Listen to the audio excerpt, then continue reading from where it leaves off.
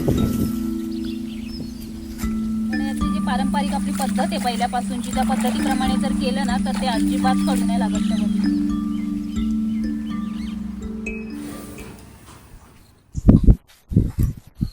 पूजा कुठे चालली आहे? चालले वलकन शोधायला. आषाढी एकादशी आली आहे ना, मग आता आपण वलकन शोधू आणि ते वलकंदाच्या वली बनवायचे. अच्छा, म्हणजे उपवासाला खाल्ल्या जातात काय? हो, उपवासाला पण चालतात आणि औषधी सुद्धा आहेत. आषाढी एकादशीला तर आपल्याकडे करतातच. अच्छा, चला मग शोधू आपण, बघूया आता किती वलकन भेटतात आपल्याला.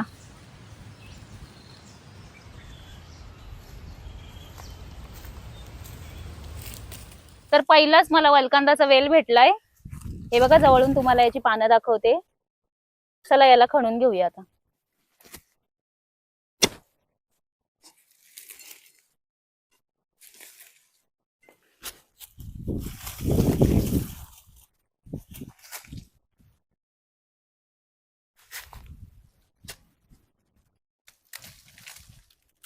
तर हा पहिलाच आपल्याला वलकन भेटलाय. हा थोडा मीडियम साईजचा आहे, याच्यापेक्षा थोडे मोठे पण असतात.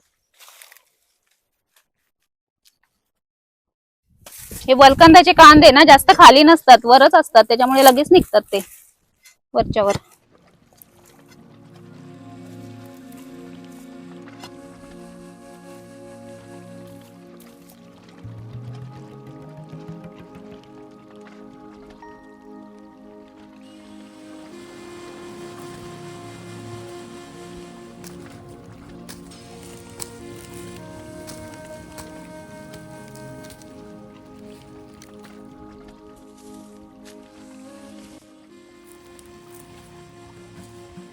पूजा किती भेटले वलकान?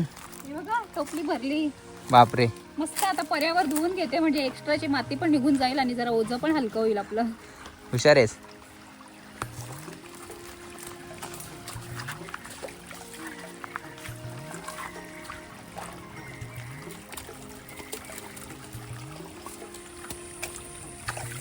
तर पूजा, आता या वलकांदांचं काय करणार आहेस तू? डायरेक्ट उकडणार आहेस का?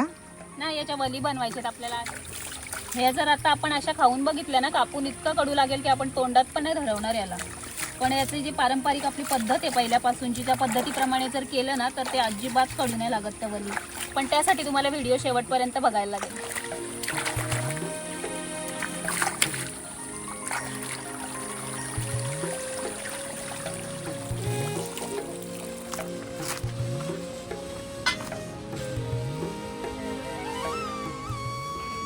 नमस्कार. आपण जंगलामध्ये जाऊन जे वलकन आणले होते, त्या वलकंदाच्या वली मी तुम्हाला आज बनवून दाखवते.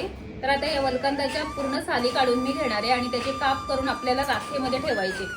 आणि ही जी आपली पारंपरिक पद्धत आहे, त्या पारंपरिक पद्धतीप्रमाणे तुम्ही जर केल्या ना वलकंदाच्या वली, तर त्या अजिबात कडू नाही लागणार.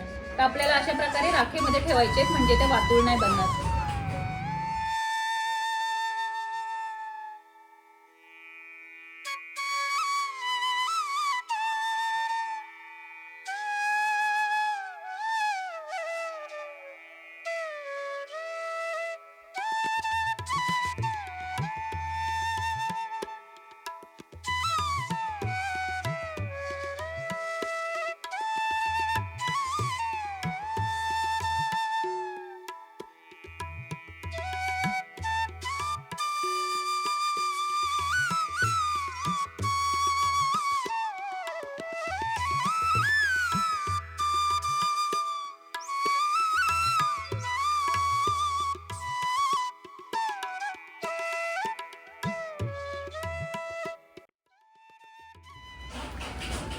तर वलकंदाचे बी मध्यम आकाराचे असे काप करून घेतलेत आणि त्या कापांना राख लावून घेतले. आता हे सगळे काप एका पातेल्यामध्ये घालते.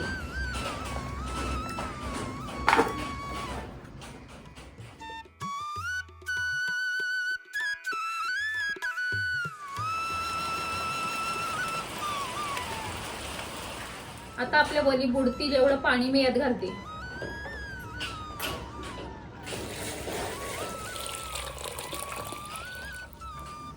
आता या पाण्यामध्ये आपल्याला चुलीमधले 4 ते 5 चमचे जळते निखारे घालायचे.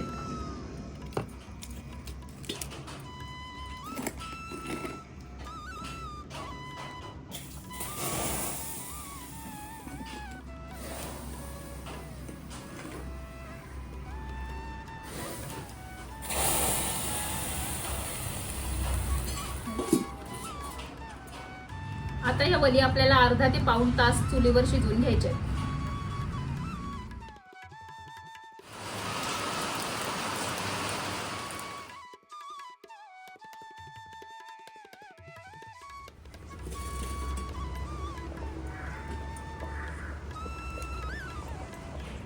तर मंडळी, आपण ह्या वली 40 ते 45 मिनिटं चुलीवर शिजवून घेतल्या आणि शिजल्यानंतर ते आपण 7 ते 8 तास तशाच खाली उतरवून ठेवलेल्या होत्या. तुम्हाला जर संध्याकाळी खायच्या असतील वली तर तुम्ही सकाळी त्या शिजवून 7 ते 8 तास पाण्यात ठेवू शकता, म्हणजे संध्याकाळी त्या खायला रेडी करता येतील. आणि जर तुम्हाला उद्या म्हणजे दुसऱ्या दिवशी उपवासासाठी खायच्या असतील तर आदल्या दिवशी रात्रीच तुम्ही शिजवून ठेवा, म्हणजे रात्रभर ते आपल्याला अशा पाण्यात ठेवता येतात. रात्रभर ठेवलेला जास्त चांगलं, म्हणजे जेवढं आपण जास्तीत जास्त ते पाण्यात ठेवू तेवढा त्याचा जो कडूपणा आहे तो पाण्यात निघून जातो.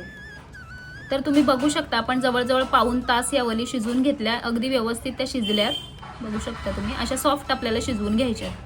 आता या वलींवरची पूर्ण राख आपल्याला धुवून घ्यायचे. 2-3 वेळा पाणी चेंज करून आपण ह्या स्वच्छ करून घेणार आहोत.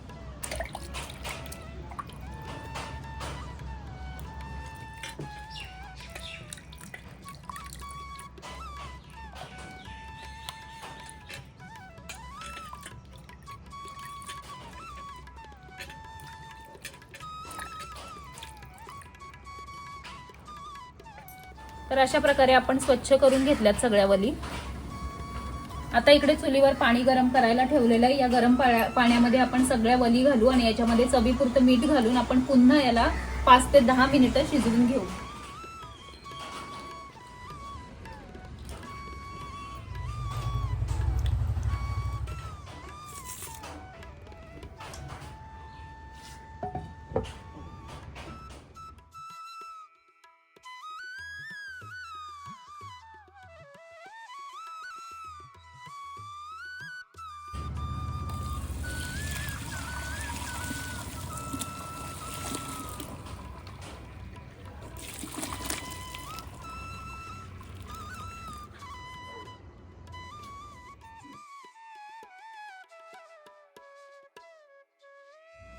तर मंडळी, मस्त अशा वलकंदाच्या वली तयार झालेल्या आहेत. तर या आषाढी एकादशीला तुम्ही सुद्धा या वलकंदाच्या वली नक्की ट्राय करा. चहा बरोबर या खूपच छान लागतात.